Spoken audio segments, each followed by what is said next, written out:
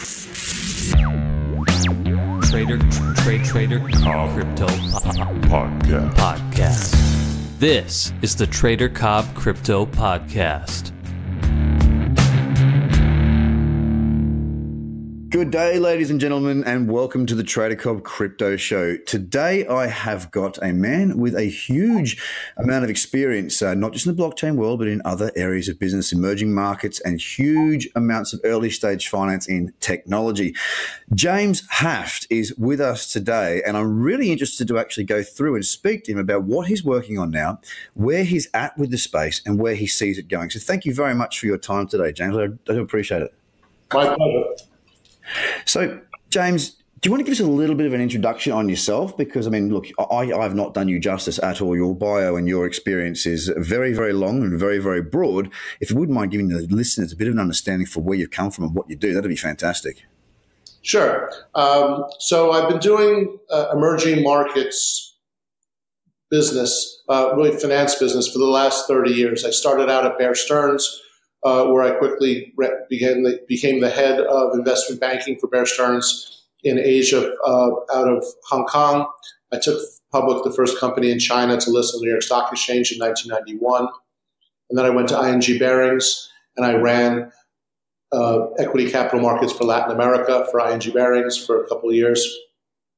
And then in 1996, I realized that the emerging market I really cared about was technology, not countries, but that emerging markets tend to follow discernible trends and predictable trends. And that the trends that I had seen across the markets in Latin America and Asia, I expected to actually start to see in the development of the different markets that were coming in technology.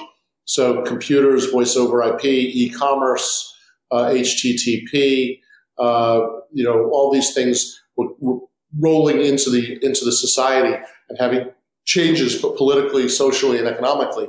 And I started to focus just on how the digitization of information impacts business and life, and then looking for the social as well as economic opportunities that came out of that.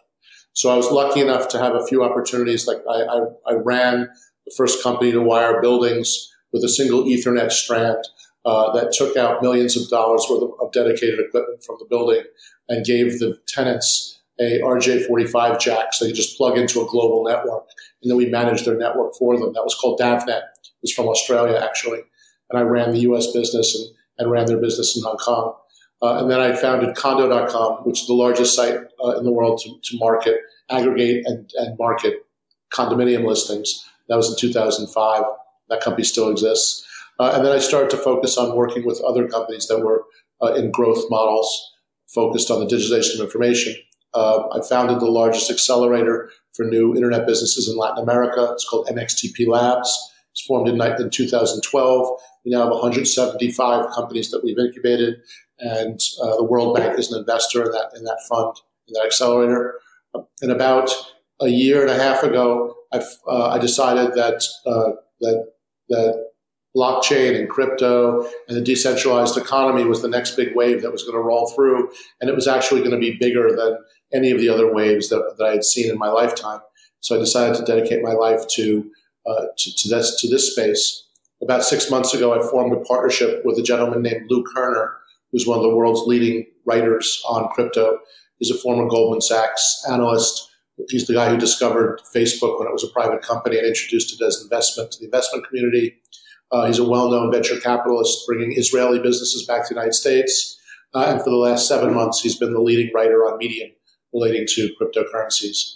And he and I got together to form Crypto Oracle.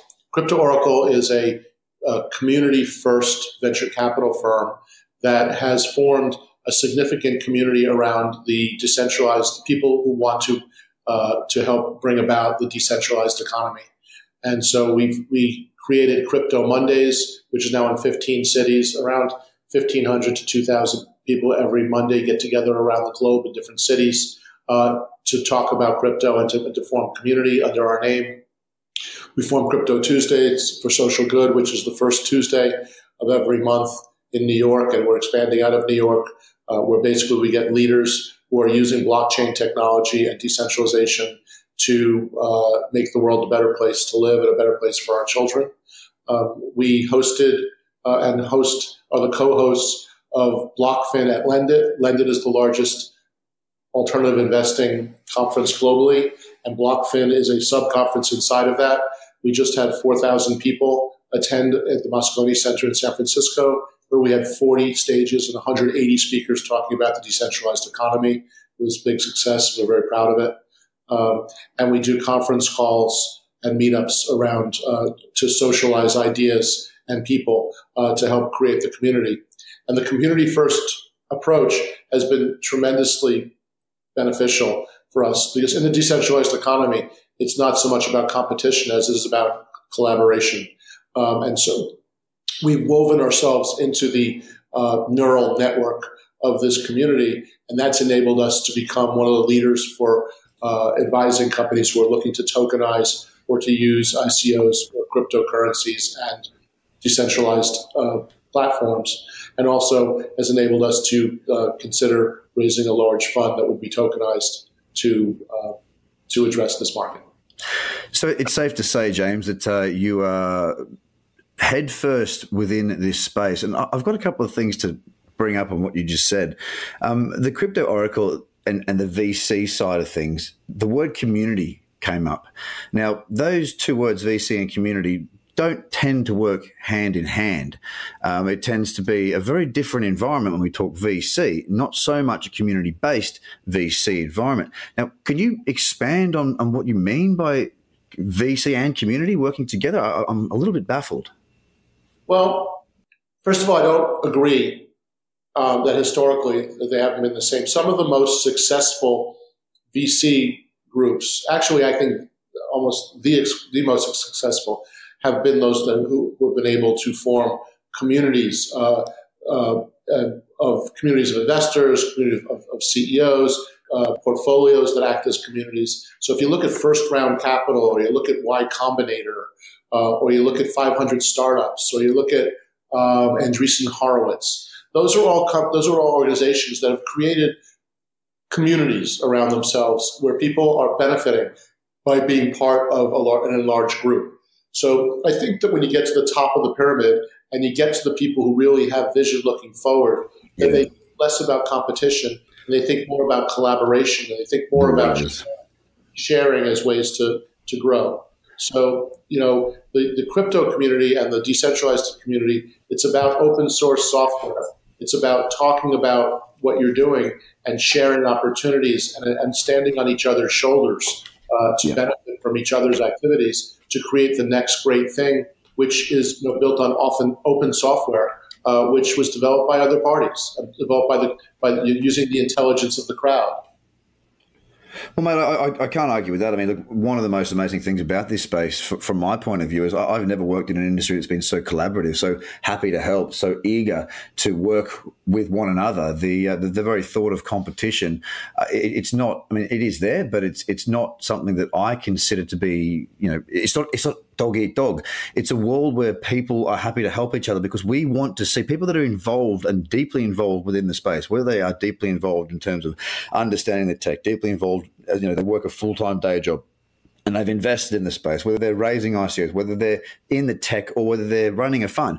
All the people that I've found that are true believers within this space are very keen to work with good people. And I think it's because as well as I do, James, that there are a lot of people out there. It's a very young, very immature, very irrational market. That's why we see the wild swings, the speculation, the massive emotional ups and downs.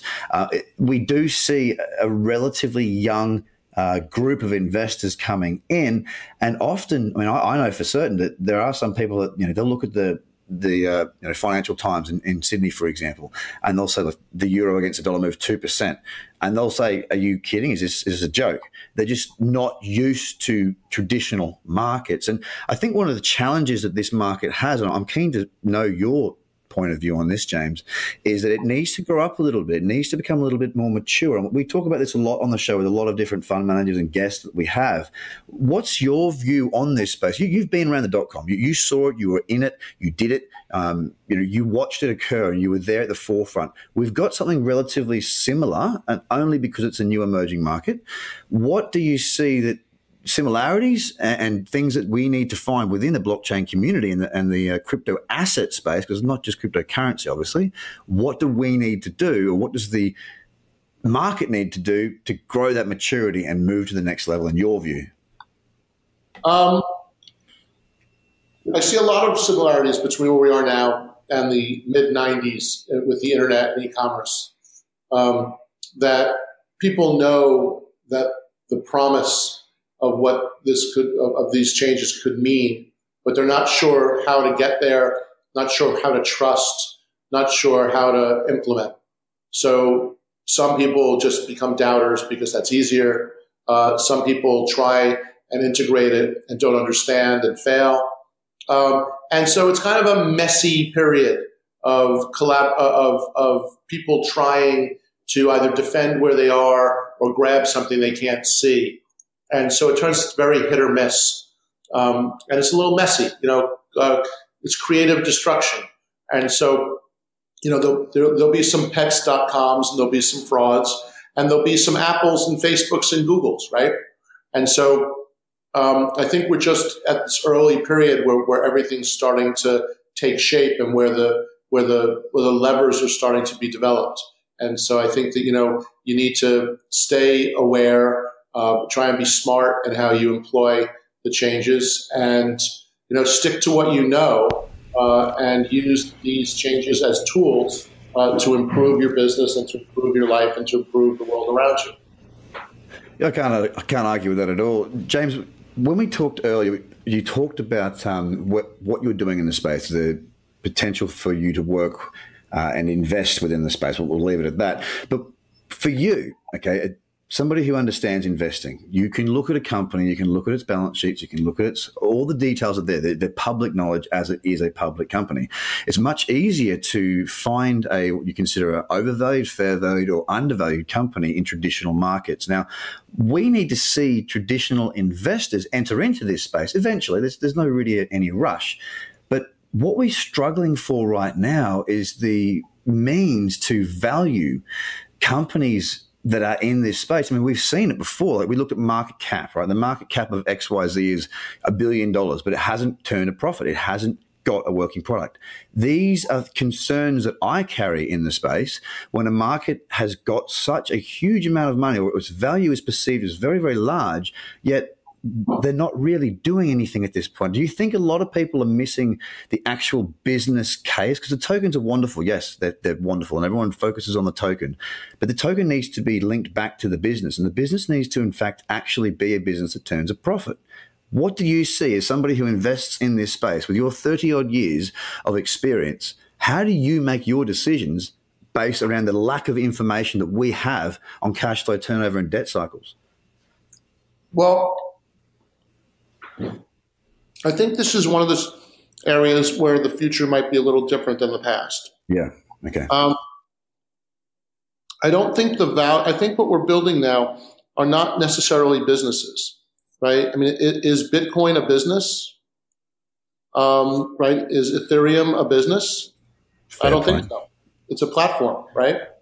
So there are businesses, and there are businesses that will be funded using tokens. But how does that change to, say, Facebook?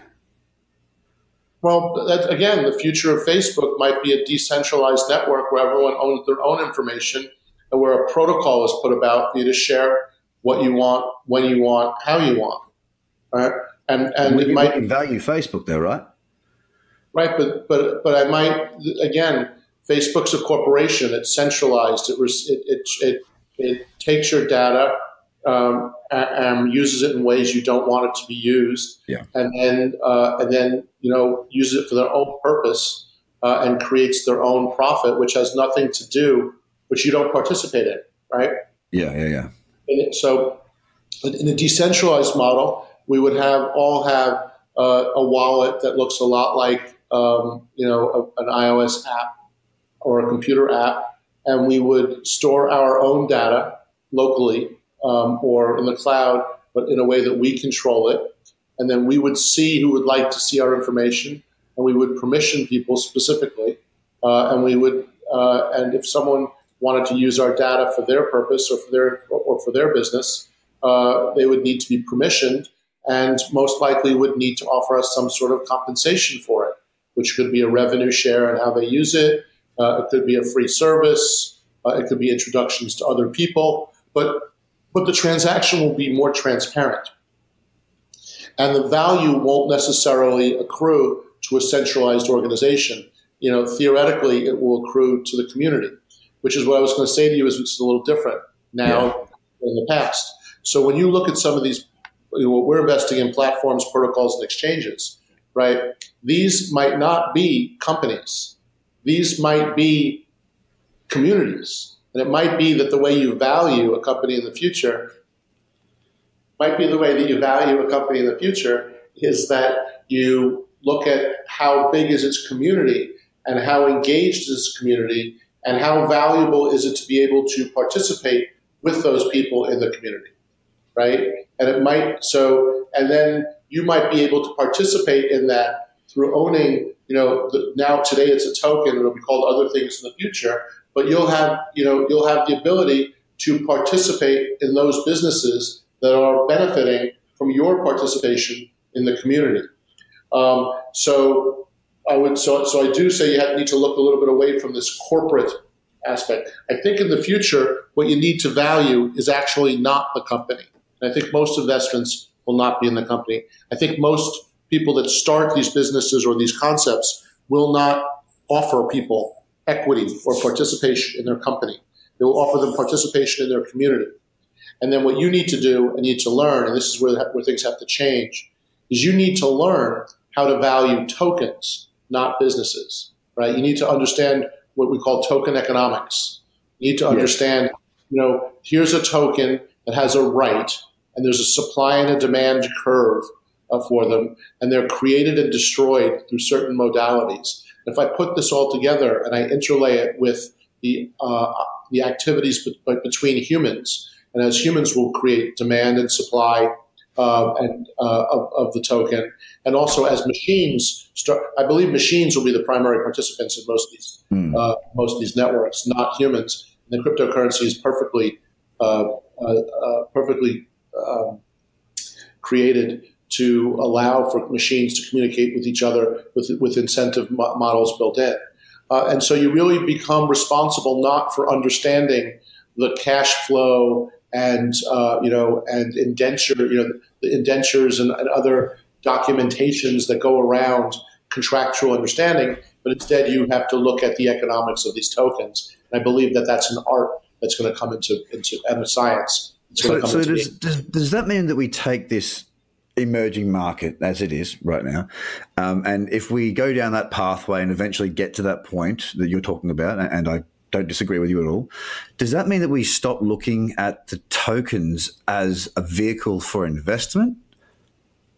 Do we have to break down the way we think and stop trying to be capitalist and trying to make money? Does it stop becoming a tool for speculators, for investors, and start becoming more of a tool for society and a better way of life? Or can we have both? I think you have both.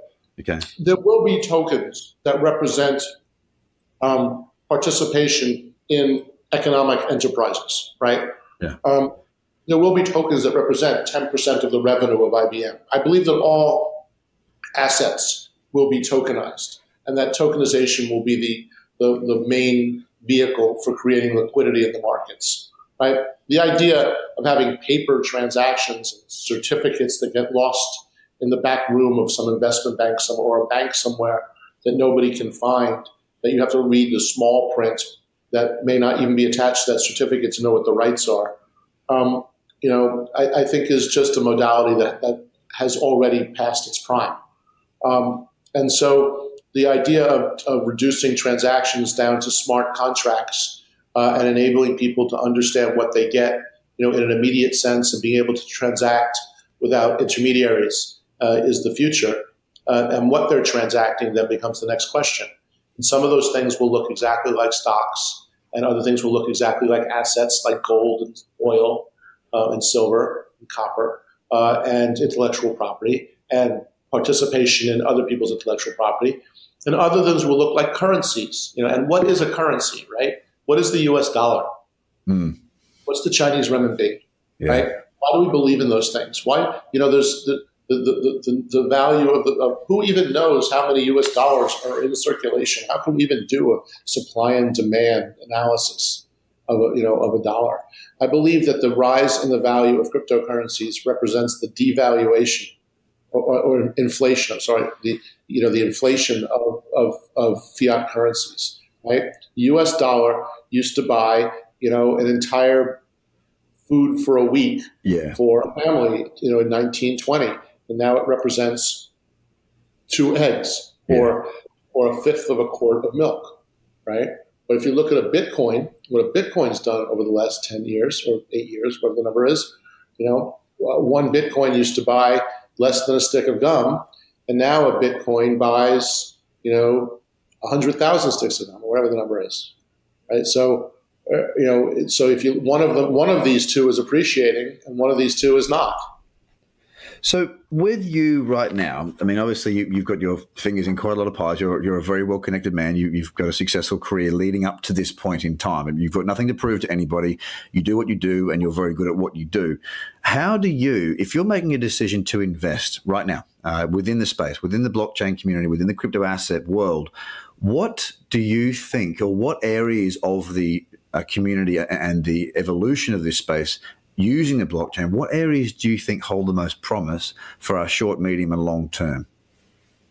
Well, first of all, I think that if you want to get involved, you need to go out and buy a fraction of a Bitcoin, a fraction of Ether, an amount that you're willing to lose, the amount you're willing to afford for the price of your education. Correct. Right? So that could be $10, it could be $100, it could be $1,000. It should be enough that you'll pay attention to it, and enough that if you lose it, it's not going to change anything in your life. But you got to get in there and do it. You need to understand what people are talking about. And you need to see what the power is of having direct transactions and direct communications. It is a paradigm shifting concept. So A, I encourage people to check it out. B, it's so diverse and it's so new and it's so confusing right now in this Cambrian explosion that we're having of all these changes going on, and none of which we don't even know which ones work and how it's going to exist in the future and how it's going to be adopted by society. That I think it's a mistake for someone who's just starting, who has a day job, to even try and pick individual coins or companies.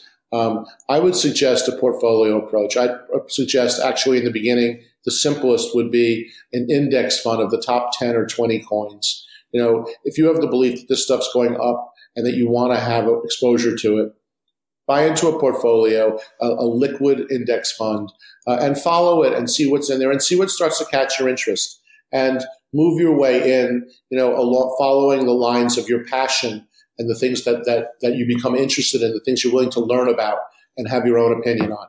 But in the short term, it's a portfolio approach, either an index or a VC fund.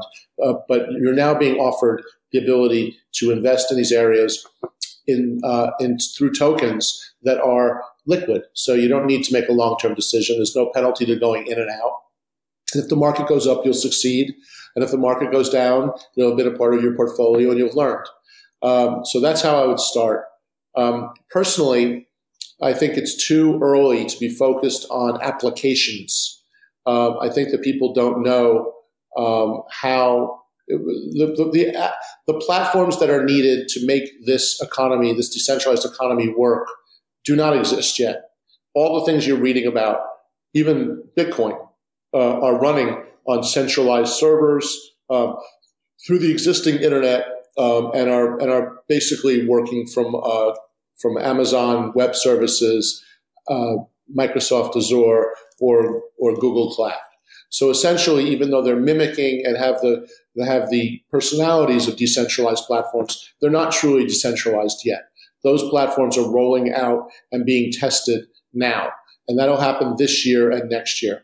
And then once you have those platforms, you'll start to have protocols that work on top of them, which really become the operating language of this decentralized economy. And you have to wait and see which one of those are successful and start to gain community and gain adoption.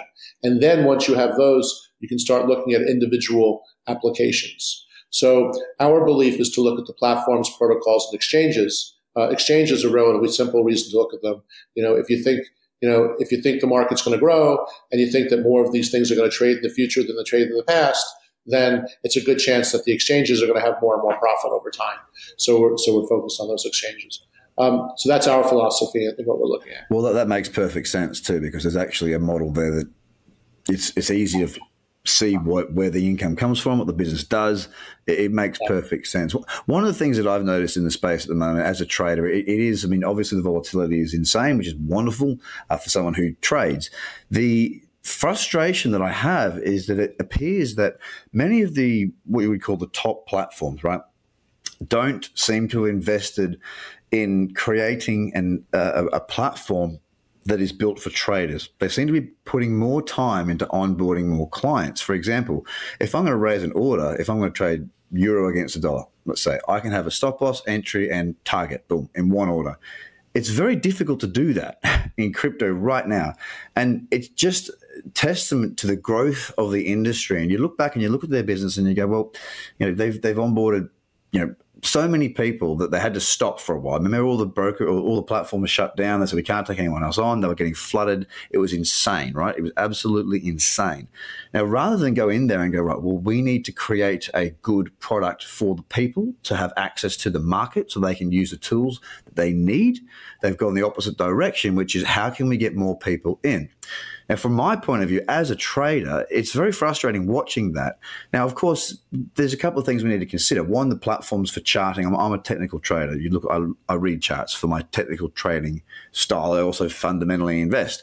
When you look at the type of software that we have in this market right now, the type of platforms that we have in this market right now, they are in absolute infancy. I would not even look at any of these and consider them if I was trading in traditional markets.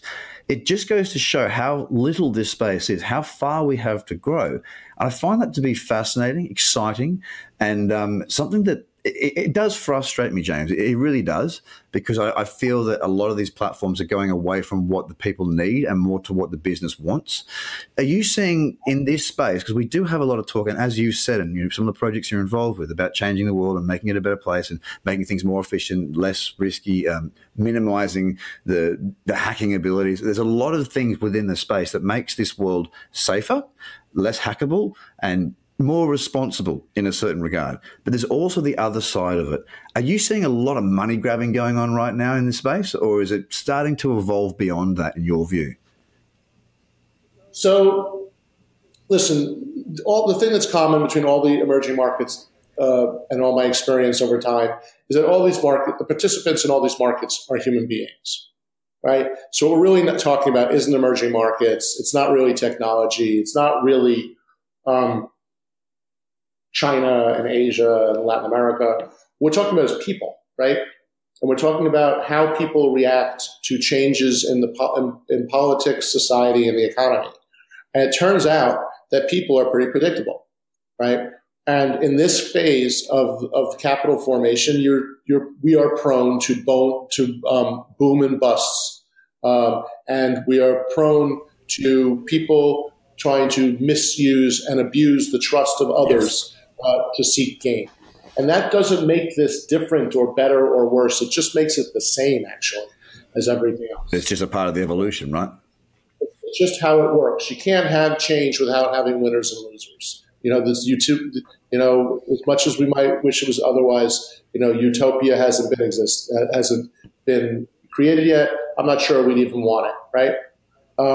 So the answer is yes, there are bad actors. Yes, there are problems. Yes, there are mistakes. Yes, there'll be failures. Some of those failures will be intentional, and some of them will be with the best intentions. Some of those failures will lead to the biggest successes and the most important developments. But we just don't know which one, which is why you have to have the failures. So all this is just the part of the process, the painful process of how we get there. And so, the way I look at this is that you have to keep your head on square. You have to be focused on those things that you know and take risks that you can assess.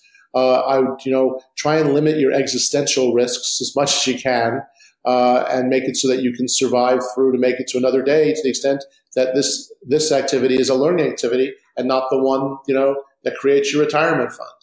Yeah, absolutely. That's a very wise bit of advice there, to focus on what you can afford to lose as opposed to what you can afford to make. A lot of people look at the wrong end of the stick. But you must take risks.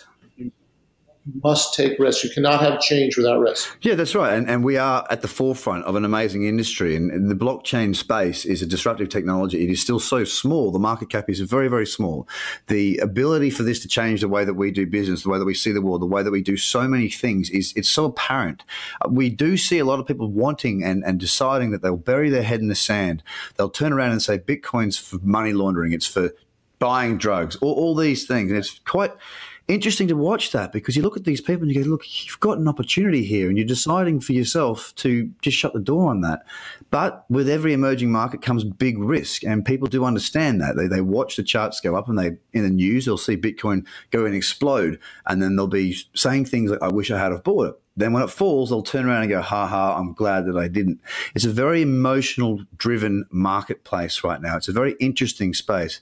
As I speak to different people all over the world in different walks of life and different levels of understanding, whether it be the tech side, the fund management side, or the overall where we're at side, I am very, very astounded by the amount of positivity and the different perspectives that I get to hear from different people in different fields. And James, you've brought a completely different aspect in. You're definitely looking more so at the world-changing ability of the space, not so much the capitalist side of it. And is that because you've been around long enough and you can see where it's at, or is it just an ideology that you like to subscribe to? So it's very funny. So I talk now about how this is a political and social movement that's creating the economic change, that's creating the technological change. And I really enjoy that, because I feel like the world has come back to where my mind has been over the last 30 years, and where I've grown to believe in what's important. I think having children, I have children who are now 20 and 17. I think that's been an important part of shaping, think about thoughts about what are we leaving for their kids, for our kids, and for our kids' kids. But the funny note is that sometimes when I speak, there's people in the audience who I've done business with in the past, because I have a pretty big community of people that I've worked with and started businesses with, and competed with, and partnered with. And it's very common for them to come up and say to me that what I'm saying now is the same thing I was saying 20 years ago. But 20 years ago, they didn't know how to respond, and mostly people laughed at me. And 20 years ago was the internet? Is that what you're saying? It was the internet. Or just a movement? It was I believed in the democratization and the intelligence of the crowd, and in open source software, and in collaboration as a society to lead to positive outcomes, and in abundance, and in sharing. And I've always believed in those things and supporting each other. You've written that. You've documented that. I mean, I've read some of your articles, James, and one of the things that did capture my attention that I really love and I believe in and I want to have that. I've got two young children of my own, so I buy into that whole let's make it a better world type thing. One of the things that you said is what we need is a society where people can trust each other directly. Now, that's a wonderful thought, James. It's a beautiful thought. But is it a bit optimistic and a bit idealistic, do you think? Or are we headed that way? It may be, but sometimes, listen, first of all, no one said transition is painless and easy. So I don't make predictions about how the transition happens. That's the first thing.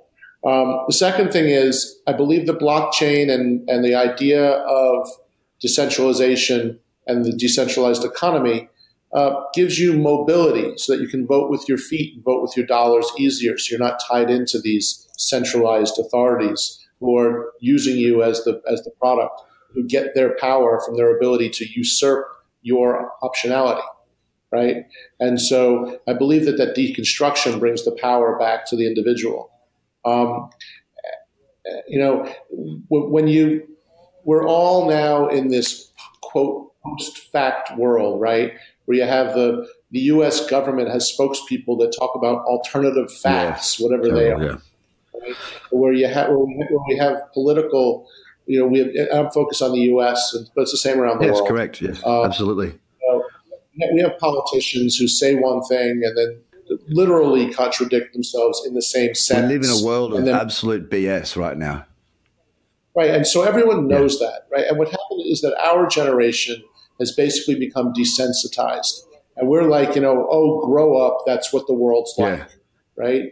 And the younger generation is looking at this and saying, I don't know. I don't think that's how it really has to be. A younger person is much more likely to be colorblind and to care less about how their religion separates them from other people. Religion can be just as valid today as it was ever. But I think that the people who are coming up are saying, just because I'm Jewish, which I happen to be, doesn't mean that I have to have a problem with everyone who's a Palestinian or who's Muslim, or who's Christian. That we don't that the younger generations don't define themselves that way anymore in those tribes. They belong to the human race, and the modalities they believe that. Yes, and the modalities of communication that we are handing down to them, they don't fit in the way that this younger generation looks at the world. And I think that that's what's part of the thing that's driving the change. We know now that when we watch TV or we read a newspaper or we listen to the radio, we know that we really have to be careful about what is a fact, right? That it's not like you can read the New York Times anymore and just take it as vanilla. And I love the New York Times, but information now comes with a purpose. So it's not this benign thing called a fact.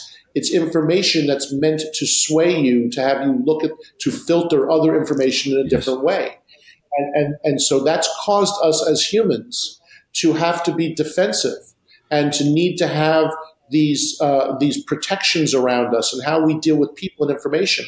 And it's like your force field in Star Trek, right? So you got to power the force field. I can't use my warp engines because all the engines going to the force field, Captain, right?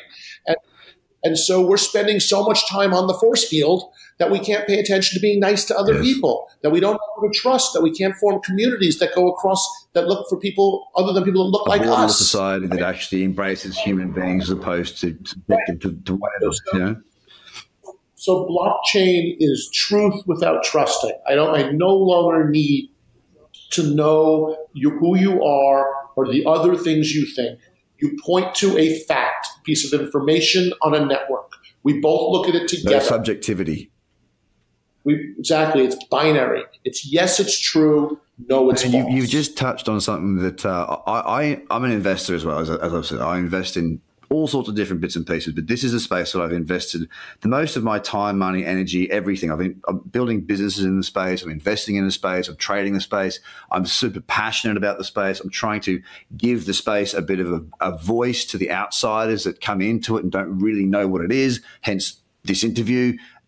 I'm there at the forefront trying to do as much as I possibly can to grow it and be a part of it because I believe in it so much. One thing that I have been fascinated by is the rise of the millennials. Now, I'm 34 years old, so I'm not young and I'm definitely not old, but I fall outside of that millennial demographic just, right? Now, the millennials, these are the younger people, the generation below me, right? The mid-20s, approaching their 30s, that sort of chunk, that decade, 20 to 30 space right now. Now, these are people that have grown up with baby boomer, post-baby boomer parents that have probably got a bit of smarts in their own head. They've grown up in a different world. They've grown up in a technology-based world. These people have grown up with Facebook, Instagram, Twitter. They've had social media. I was at the very beginning of social media with things like ICQ, and what was it? The music one. Anyway, the point I'm trying to make is that this generation is smarter. They've got more information. How they disseminate this information, read it, learn it, and listen to it. And like you said, how do they believe? What do they believe in?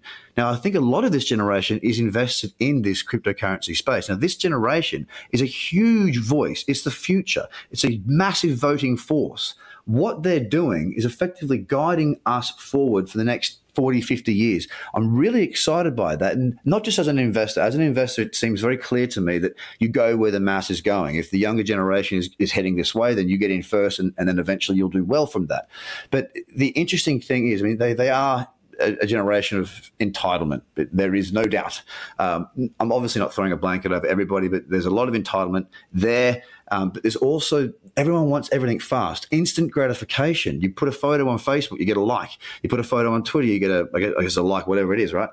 In cryptocurrency, it's also helped to fuel an interest because it is. You get in 1 year, you'll get the same cycle that it takes 7 to 8 years. A full market cycle is typically 7 to 8 years, right? It's a bit longer recently, but you get that in a full year. They've got this very low attention span, but they've created a world in which they can live within, that everything does happen quick and they can have instant gratification. And I do believe that that is going to help to fuel this market because they're the generation that have the smarts. They've grown up with technology. They're the Silicon Valley people. They're the brains that are being drained out of Silicon Valley into blockchain. And it's very exciting from my point of view as an investor. I agree. Huge opportunity. I couldn't agree more. Look, James, it's been an absolute pleasure having you. I could talk to you all bloody day about this space and where we're going with this and your thoughts. I really do appreciate your time. I know you're a very busy man. You've been here, there, and everywhere, and no doubt you've got a lot of good stuff on the cards. Mate, I look forward to speaking to you again down the track. Is there anything you would like to part with? How people get in contact with you, find more information about you, what your projects are? How can people find more about James Haft? So our website is www.cryptooracle.io. And that's where you can learn about our community events. It's where you can learn about the companies that we're advising and our other ventures in the future to try and create tokenized opportunities for people to participate in this economy. And I'm on LinkedIn, and I always look forward to people who want to learn and honestly who can teach me. So thank you. Absolutely. And I have learned a great deal from you. It's an absolute pleasure to have had you on the show. I really appreciate your time. I look forward to speaking to you in the future. And hopefully I'll bump into you in New York as I am here at the moment for the Blockchain Week. Mate, have a great day. Have a great week. And I look forward to speaking to you again soon. Thank you very much, James Haft. Thank you, sir. The Trader Cobb Crypto Podcast. Check out tradercobb.com because experience matters.